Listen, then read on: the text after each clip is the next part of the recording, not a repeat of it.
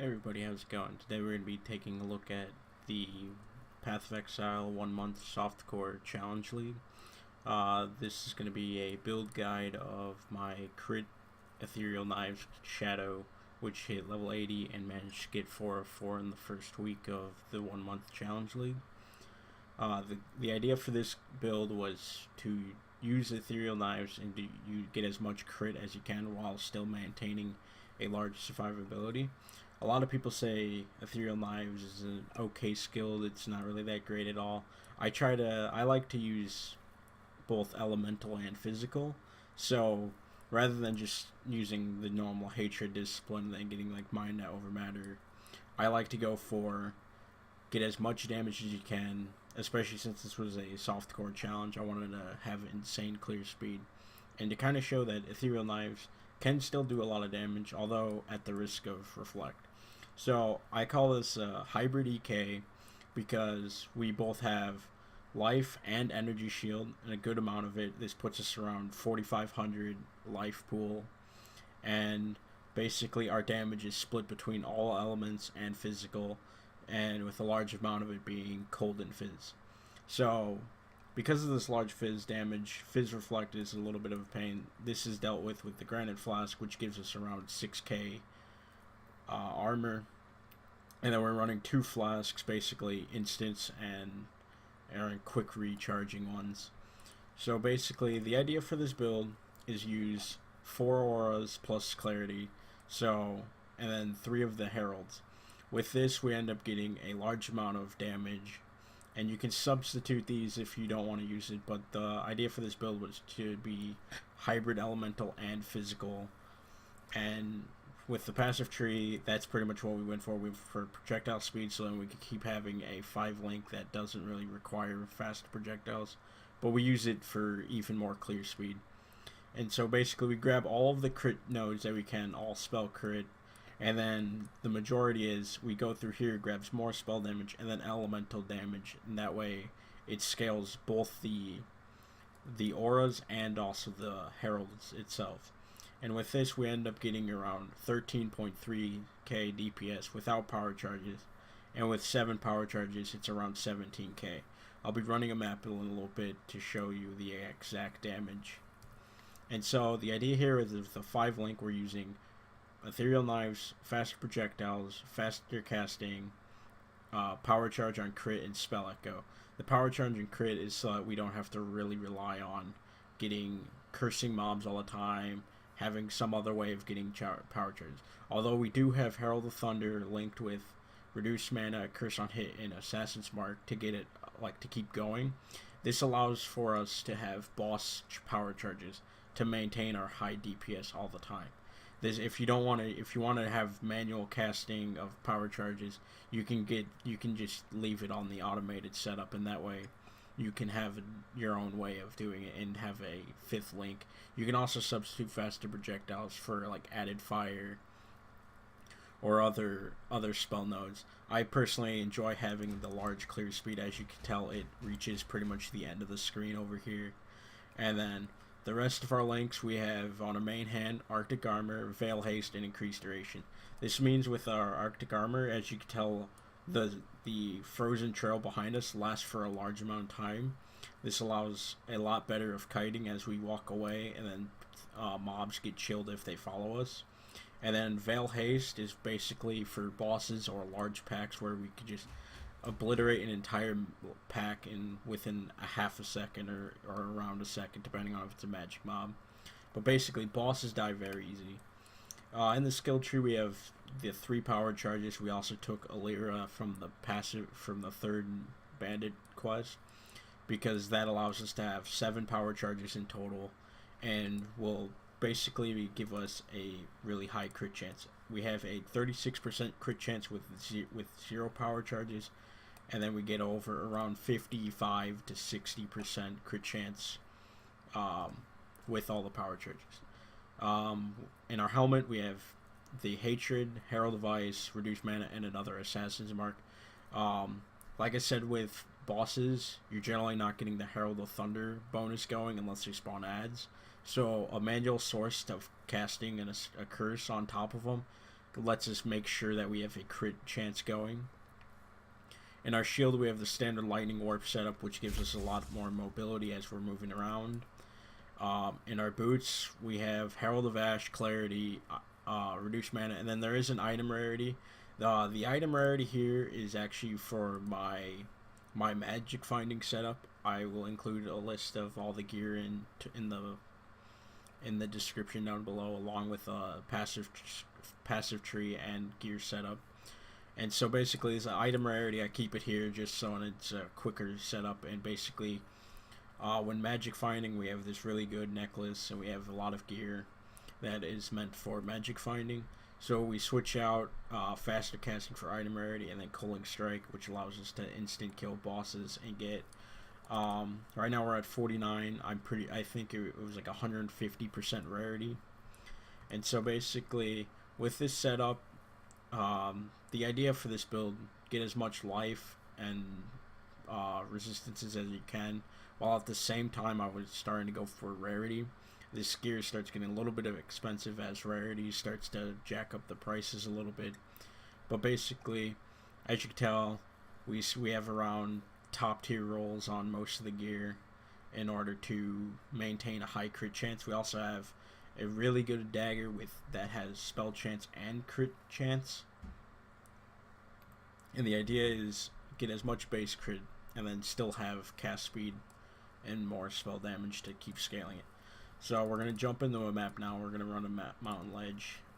Should go by very easily as we're level 80. But basically the idea here is just try to quickly go through the map, try not to lose charges at all, and then keep Veil Haste running it all the time.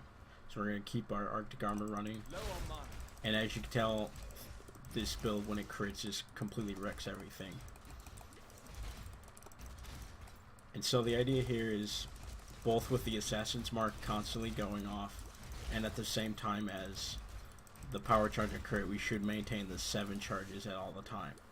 And so the idea here, we have 17k DPS, and with Bloodlines packs, the only real problem is going to be running into Corrupting Blood, because we have such a high cast speed, and then Herald of the Obelisk, because even though we do have max resistances, those Sprinkler Totems, as you saw, can completely chunk you down, and that's the main thing that we want to find. And so here we turn on Veil Haste and make sure our Corrupting Blood isn't going to kill us. And with this, our DPS spikes up to 21k. So, as you can tell, even though people say EK isn't a problem, and we'll try to find a... Let's hope for a Reflect Pack to demonstrate how to deal with that effectively. But basically, even with this, like, clear speed, look, like, EK has off-screen potential, and basically will one-shot most mobs. And so the only main problem is going to be Fizz Reflect and, of course, the Bloodlines packs, as it's not going to change much for anything else. But as we quickly go through this map, I'm just going to quickly run to the boss now and make sure we have a Veil Haste to show you exactly what it does. But yeah, the idea is constantly keeping your charges up. I try to roll as many of the... whenever you take or whenever you deal a crit chance, you have a flask recharge. That way you can constantly have flasks going at all the time. I've tried experimenting with having Pierce on, but in order to do that, it would have to be a 6 link, because you would have to switch out either projectile speed or, in general, one of the either faster casting, power charge on crit.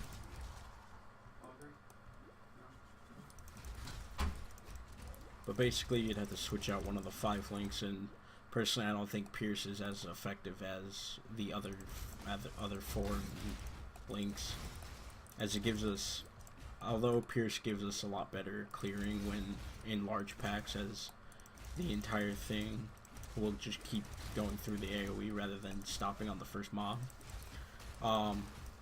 It wouldn't be as effective. So in order to run that, you need a 6 link, and I've been trying to find one. They're a lot of times more expensive than they were actually worth getting, and because it was so early in the league, it's not worth it. So as you can tell here we have the boss, and we just pop Veil Haste, and he just dies in less than a second. And so the idea here would been pretty much the idea behind this build, and the reason why I choose it is because EK can be scaled up in so many different ways because it is a physical projectile, or it's a physical projectile spell. And so which means you can run so many things, even though Herald of Ash doesn't actually apply the overkill damage like most people use it for. It is 15% extra, like, added physical damage to your thing. So it's like the added fire gem on top of your aura, or your EK. And the same with Hatred. Even though that was one that I added later, it gives over 20% added cold. And so with those together, you end up having a large amount of elemental base. And as you can tell, I do almost, or over half my damage is considered cold, which can kind of get to a problem with early leveling with, if you don't have cold resistance. As you can tell, I have 75. So even with like lower lower resistances, elemental reflect will pretty much kill you.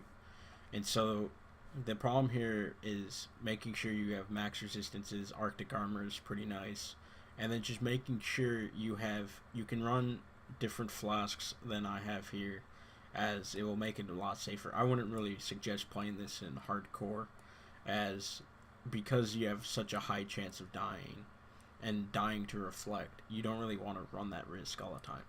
But the idea here was, so we run the standard Herald of Thunder cursing setup because it's an automated Assassin's Mark and you can just keep power charges that way. Herald of Ice isn't really needed. It does add a lot of cold damage to your spells, but I think that's the one that could be replaced, as it doesn't offer too much damage. But with all this elemental scaling, this ends up being ridiculous amounts. Not only that, but when you do crit and shatter an enemy, you do even more damage, so pack size clearing is just even faster. Hatred was the one that I added later. You really need to get both the Charisma node and also Sovereignty, as together with that allows you to run a 5 aura setup. The other option you could do is running a Alpha Howl. It's around 1 to 2 exalts depending on what league you're in.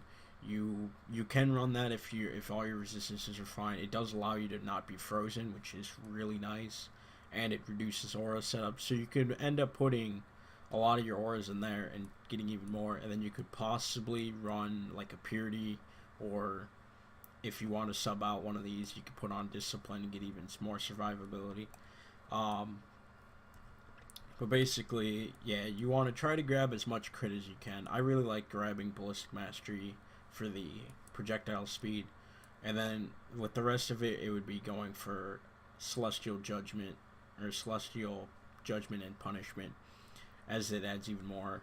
The other thing you could do is, if you really want to, go for Veil Pact, which would, if you put Life Leech on, would allow you to kind of counteract the Reflect. Basically, the whole goal of this thing was basically 4-4, which we easily got. As you can tell, I'm wearing my 3 of 4 hardcore one. I'll be putting more videos and maybe a daily diary sort of thing for the build that gets me 8 of 8 or 4 of 4 on hardcore.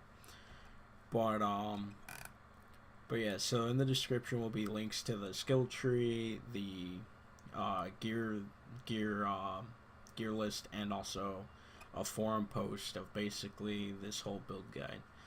Thanks for watching, and make sure you follow me for more build guides.